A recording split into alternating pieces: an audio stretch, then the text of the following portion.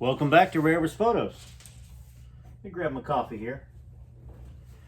Just wanted to continue the marathon of doing some reading. Okay, I'm sorry that first of all, I guess I don't need to apologize because you already said, hey, take some time with your family, and that you got it, that you understood it. And hopefully you were spending time with your family. But for those of y'all that might have been home without family, I apologize that I didn't get as many videos out for y'all. I'm going to read a little bit of Lisa Marie's memoir. I just want to remind you, though, that Ronnie McDowell is going to be in Memphis, Ottoman Drive, Elvis's house, on the 8th, doing a show there and doing a tour. So it's $300 a ticket if you happen to live near and you want to be part of that. Just click the link in the first comment. It's going to be pinned in this video. Or if you want to attend it pay-per-view, you can watch on your phone. Ronnie will give you a walkthrough of the house. He'll spend some time with you. It's $20. That's very, very inexpensive. And then on the 7th, if you happen to live in Memphis, he's going to be at the Holiday Inn Express and Suites in Germantown doing a meet and greet. Okay, so if you want to get over there, it's free, 5 o'clock to 7, if you live anywhere near Memphis, Tennessee, and you're watching this. Let's get to some reading. Thank you to all you subscribers that have subscribed in 2024 and 2025. All the super thanks that y'all been sending me, that's great as well. Thanks so much for making me the #1 Elvis channel in the last year and a half. It's Elvis and y'all, not me. Let me make sure I just say that to y'all, okay? So I appreciate you being here, but you know, I'm under no impressions that it's all about me. It's about Elvis and y'all and the love that we all have for Elvis. All right, so where we ended here was Danny Keough and Lisa Marie Presley. Their volatile relationship, her decision to not have the child that they were going to have, caused them to break up, caused a lot of issues, and then self-admittedly, she said she trapped Danny and planned to get pregnant. And then things were kind of going pretty decently. Good. Riley Keough shared some memories of her childhood and how things were, you know, and then Lisa said things were going very good. You know, they moved to Florida, rented a home there. It was a very easy pregnancy. She was working out a lot of the time. Things were good. But then Lisa said, I started taking vocal lessons. Now this is Riley. The more ferocious the weather, the happier my mom became. When you live in a place like Florida, it feels like once a week there's a tornado warning or a hurricane warning. Mother Nature is strong there. My mom just loved all that extreme weather. Even though she lived in Southern California on and off for most of her life, she just absolutely hated the climate there. She didn't like the sunshine unless she was on a beach in Hawaii. My mom wanted snow and rain and tropical storms. Just something. Must have reminded her of her daddy. That extreme weather in Memphis. You know, the hotness and the snow when it snows. The day my brother was born, I was sitting in a waiting room of the Tampa hospital with my dad's brother, Thomas, and his wife, Eve. Now, it was late, dark, and the next thing I remember, I'm in my mom's hospital room. I am tiny compared to the height of the bed. I'm looking up. It's quiet. My mother and father are there, and so is my new brother. I don't quite remember holding Ben, but I remember the essence of just being there. That nighttime newborn feeling filling the room. I love Riley's writing. You know, I mean, she's not gonna like that I'm not a big Priscilla fan, her grandma, but my wife and I are huge fans of her. Her acting, her directing, producing, her singing. Daisy Jones and the Six was amazing. Gosh, I wish she'd put records out, but I get why she wouldn't, right? I mean, for everybody that loves you, there's a critic. Back to Lisa. Lisa says, I had wanted to sing my whole life, but I just hadn't. I took the lessons just to warm up my voice, but one day, I told my teacher to turn around and not look at me. It reminds me of my wife. I'm giving her piano lessons right now, and she's playing some great little piano licks on her, but she doesn't like me to be near her. She doesn't want me to look at her. So she's like, get away. Go over there. Don't look at me. Very Lisa-like. That's funny. I said, this is Lisa, just listen, and if I have a shot at this, or if you think that there's anything in me whatsoever that should pursue this, let me know. If not, then we'll act like this never happened. With that, I sang a verse and a chorus of an Aretha Franklin song, Baby I Love You. When the woman turned back around, she seemed genuinely mind blown. She made her husband and some other people come in, and then she made me do it again. Even though I knew what I was up against, I thought, wow, maybe I can do this. I told Danny I wanted him to produce this track for me. I said to him, I'll either do this, and it's going to work out, or it's going to be the biggest embarrassment of my life, and we'll just pretend like it didn't happen. Danny produced Baby I Love You at the legendary One-on-One studio in LA. Danny had once had a job there, but he also got fired for not answering the phone because he was too busy playing bass. I took the record around to my family, and everybody's jaw dropped. They couldn't believe it was my voice. So Danny and I started writing music together, and I made a demo tape.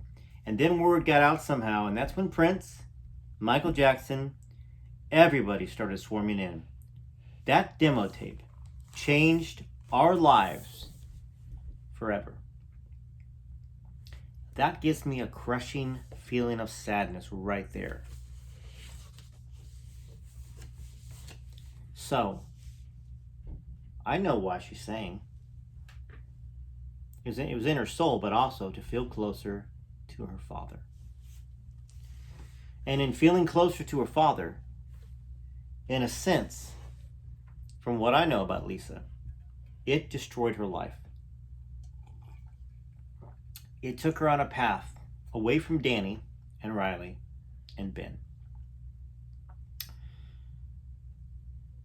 which we're going to read. I'm not going to stop right there. I had to pause for a second because just reading that just kind of like, and I know y'all felt it too. You probably felt it, the doom, the impending doom when she said that, when she wrote that. That demo tape changed our lives forever. How can you be an artist and a mother and a wife and still be 100% true to being an artist? Can't. You cannot do that. Elvis couldn't do that. Now, he loved Lisa, and he loved her with all his heart and soul when he was around her. But how often was he away from her? A lot. Now, did it have to be like that?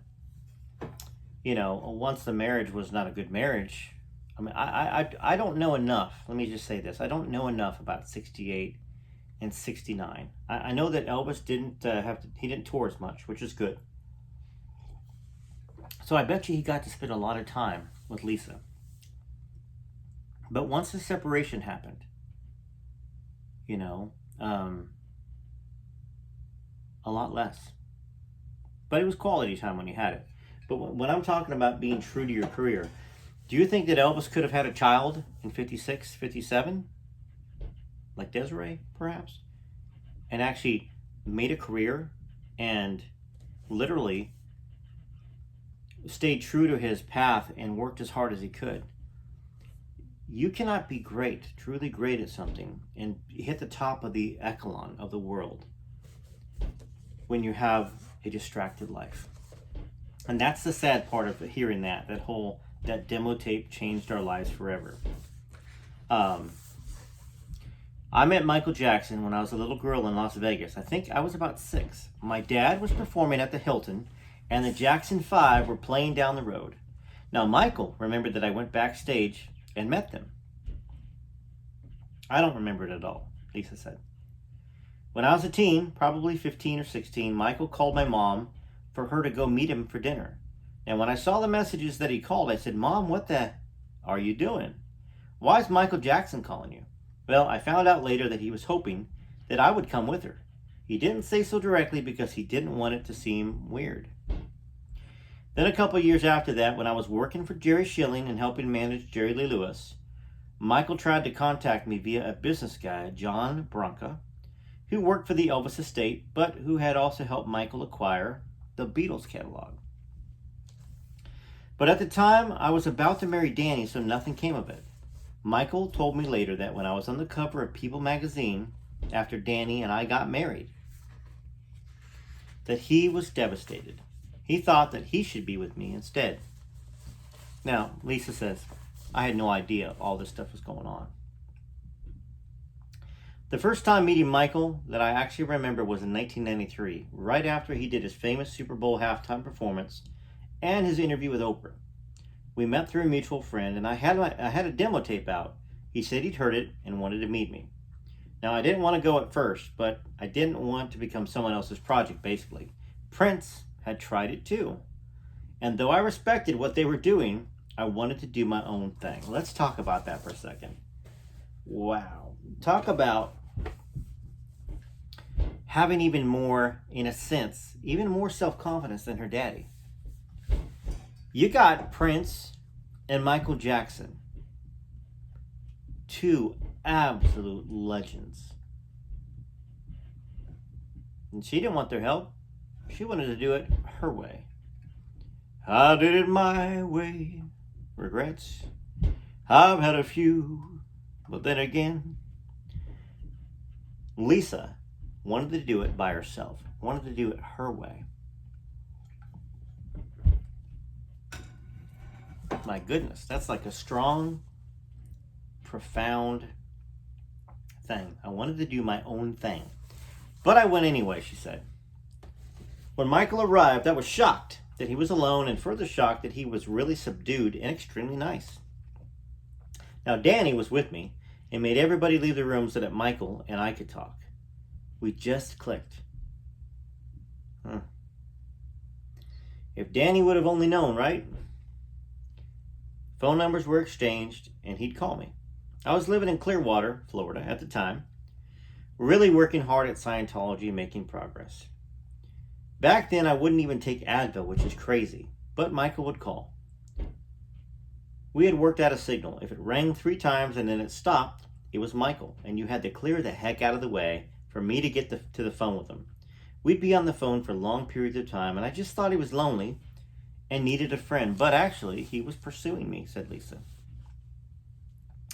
Eventually, he invited me to go to Atlanta to see him, and I went with my assistant, who was also Danny's brother's wife. There, I hung out with only Michael. We went to amusement parks. I don't know why Danny let me do it. I don't know why he trusted me. Mistake. So I'm going to go back to what she said at the end of that other chapter. The demo tape changed our lives forever. Even though Lisa said she wanted to do her own thing, Prince was calling, Michael was calling. She was also extremely insecure like her daddy. Extremely. At the core of herself. And when you got somebody putting that much attention into you that's that famous, talking about how they love your talent, you're going to build a bond between each other. And her and Michael built a bond. You know, about the music, all that stuff. So this went on for a few months. And then the accusations set against Michael. Michael disappeared and went into hiding. Nobody could find him. So I put the word out that I was there for him if he ever wanted to talk to me. So he called me pretty much every other day. I was only one of a handful of people who he talked to or who knew even where he was. He went to Switzerland for rehab for prescription painkillers and then went back up to LA. That's when the Northridge earthquake happened, and I heard that Michael ran out of his house in his pajamas, jumped into his Jeep, drove to the airport, and took a Gulfstream to Las Vegas because he was terrified of earthquakes. I thought that was too funny. I remember when the Northridge earthquake happened. I want to say that was before. Was that before? I think it was before.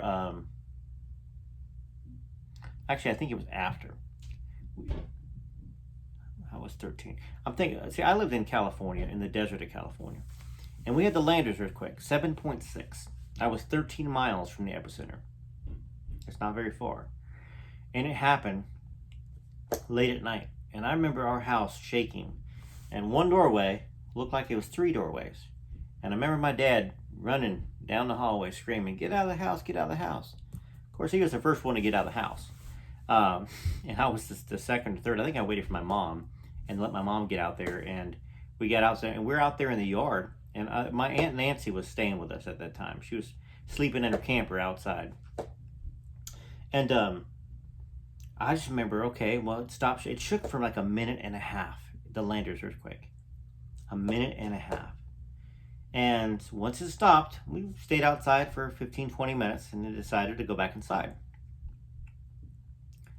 And I remember listening to the radio and the station in Joshua Tree, California, the station, I can't remember what it was called, but they were about 10 miles from us, maybe 15, right near the epicenter.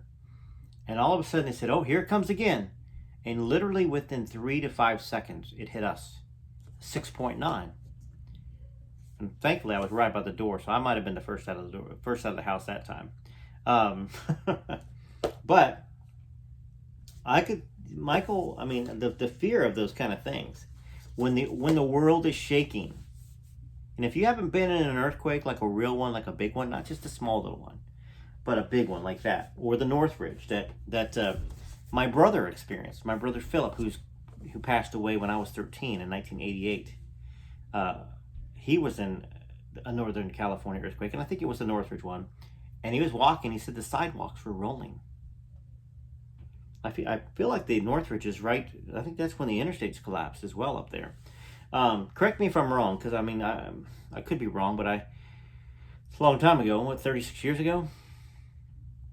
Well, it was right before my brother died. Anyhow, so she said she thought it was so funny. He called me from Vegas and invited me to join him again, so I went to the Mirage where he was staying. I took the kids and my sister-in-law again. Michael and I had different rooms, but each night I'd go to his room and we'd stay up all night talking like you do when you first meet somebody. Watching movies like Jaws. Dun-dun, dun-dun, dun-dun. I should have my keyboard over here and I could play that for you.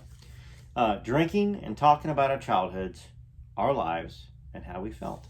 Drinking. I wonder if they were drinking alcohol or just drinking Pepsi. I don't know enough about Michael Jackson on that side to know whether he drank or not. Michael had an energy and a presence, and that week he was fully allowing me into his world, into his mind.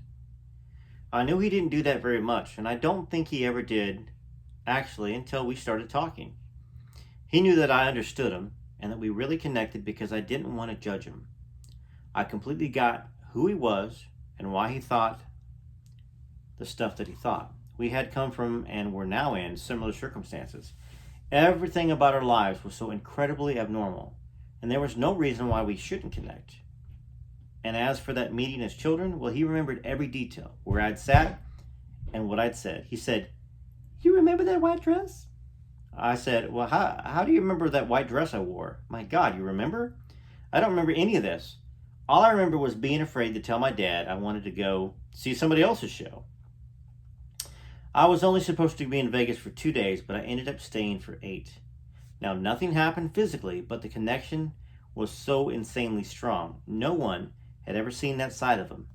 He wasn't that high-pitched, calculated thing. Yeah, that was an act. She just touches on that. That's where we're going to end. But she just touches on that. Michael didn't say, "Thank you very much. Now I can buy myself another glove." He didn't talk like that. Oh, high like that, like Mickey Mouse, Michael Jackson. He talked pretty low. He actually had a very low voice.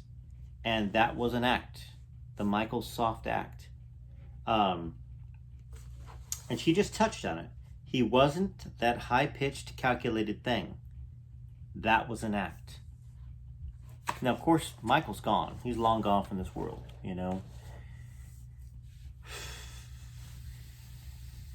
Gone young, like Elvis. There's a lot of people that love Michael Jackson as much as they love Elvis. I can see the talent Michael had. I don't know. I mean, I've heard that it's probably true. The accusations, or could be, but are they? I don't know. That's one of the things about Hollywood. You don't know what to believe. But I do know he's talented. I know he was definitely not treated well from his father in a physical way. And people get screwed up. And people do screwed up things sometimes. Anyhow, but Lisa was falling for Michael right there. And the demo tape changed everything, you know? Because it introduced her, in a sense, to Prince and Michael Jackson. And instead of being a wife and a mother, like she was kind of wanted to do, she wanted to be that way. All of a sudden, she started thinking about being famous like her daddy. So, when I talk to Derry Matera all the time, and I say I'm glad I didn't become famous, there's a part of me that would have liked the fame, of course. The financial part of it, the making tons of music, putting it out there for the world to have, because music is healing. Having the best recordings ever. You know what I'm saying? I mean, but it takes you away from what's really important. Being a father, being a husband. You can't be the best father or best husband that you can be if you are famous. You just can't. Your time is divided, and it's divided more towards the fame and a lot less towards your family, which is why you see all the marriages not working out. Why you see the kids, you know, take Sylvester Stallone with Sage, you know, Sage Stallone, of course, you know, I mean, he's got to have guilt for that. I mean, you can't expect your children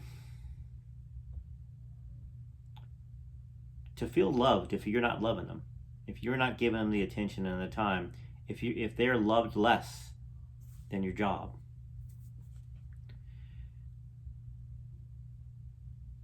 Anyhow, you know, this is a deep book, and that's probably why I haven't read it. I should have been done with this book a long time ago. I just haven't dived into it as much because I know it's deep. And I kind of want to give it the space, the breathing that it deserves. Because Lisa was complicated. She was loved by her daddy, but at the same time, you know, her daddy's death and his life, in a sense, really shaped her into who she became. And she could have been much happier in life. She really could have been. And in turn, it shaped Ben, you know, which we're not to that chapter yet. But Ben Keogh, you know, Elvis's grandson, it shaped his life. All right, well, TCB TLC, this is Rarest Photos. Thanks for joining me for another episode. Remember, Ronnie McDowell, Memphis, okay? The 7th and 8th. Holiday Inn Express and Suites in Germantown, 5 o'clock to 7. It's free for the meet and greet. And then the 8th on Elvis's birthday, his 90th birthday. He's doing a show over there at Audubon Drive. And if you want to watch it virtually, pay-per-view, it's $20 per household. And then for the in person, we're talking $300, which is still to be able to go into the house there and spend time and then also see Ronnie's show. It's worth it if you live near. All right, till next time, Rarest Photos. Oh.